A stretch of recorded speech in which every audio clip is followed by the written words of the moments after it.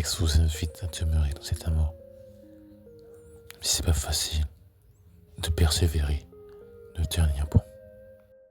Cet évangile nous appelle à l'obéissance. Aimer Jésus nous demande et nous efforce à garder sa parole. Celui ou celle qui n'aime pas Jésus trouvera que dans ce monde, il n'est pas possible, voire nécessaire, de vivre avec sa parole. Parce que nous voulons retenir la parole de vie qui nous nourrit, l'Esprit Saint nous aidera à la garder dans notre mémoire, notre cœur et notre bouche. La paix que Jésus nous laisse nous apporte un tel réconfort et une certaine assise à se dire « Grand frère, aide-moi à lâcher prise, à te faire confiance, à accepter ta volonté, à avoir ta paix quotidiennement. » Il nous a tout transmis.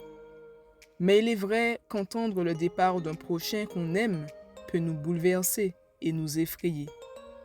Même quand Jésus n'est pas tout près de nous, même quand il n'est pas palpable, il est là présent dans notre cœur.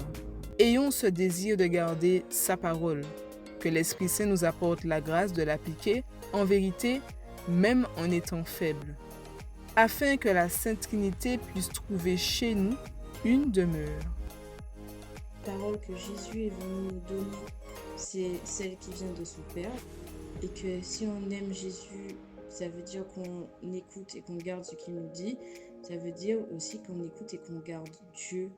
Il revient aussi sur l'importance de la présence de l'Esprit Saint dans nos vies, parce que c'est grâce à lui que nous allons nous remémorer tout ce que Jésus a pu dire, tout ce que Jésus a pu faire pour nous, et que nous allons conserver cette paix que lui nous a donnée. Dieu, après nous avoir fait don de sa paix véritable, il nous invite à le partager au monde entier. Tout en restant fidèle à sa parole juste, Jésus veut nous faire entrer dans son intimité en promettant d'être à nos côtés, même dans les moments les plus sombres de notre mission de chrétien. Laissons-nous être des témoins vivants de son amour pour qu'avec la Vierge Marie, notre maman du ciel, car sa présence, comme avec les apôtres au Cénacle, nous aidera à bien accueillir le don de son Esprit Saint. Il arrive. Nous ne sommes plus très loin de la Pentecôte. Et le défenseur que nous a promis le Christ ne va plus tarder. Et pourtant, il est déjà présent en chaque baptisé et auprès de ceux qui sont en chemin. Par sa présence, il nous donne à chaque instant la chance de connaître les plans de Dieu pour nous. C'est maintenant à nous de le suivre, afin de pouvoir nous aussi dire à la suite de nos pères dans la foi, l'Esprit Saint et nous-mêmes avons décidé. En agissant ainsi, nous serons fidèles à notre Seigneur et nous aurons cette paix qu'il nous a promis.